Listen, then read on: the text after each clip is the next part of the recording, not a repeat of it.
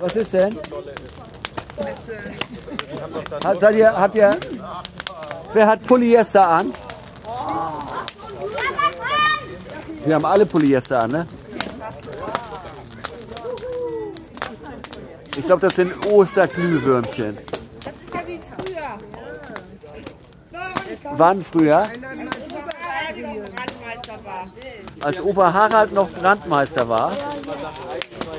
Da war das auch immer so schön, dass die Osterglühwürmchen flogen.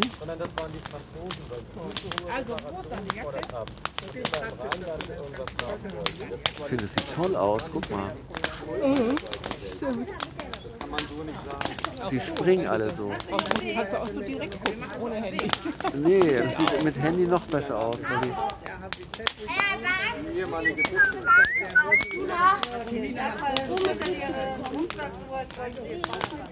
Aber damit kann man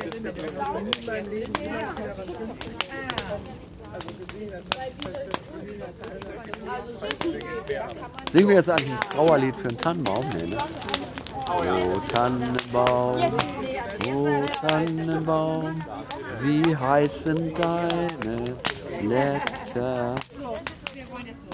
Sie fliegen nur in Winterzeit.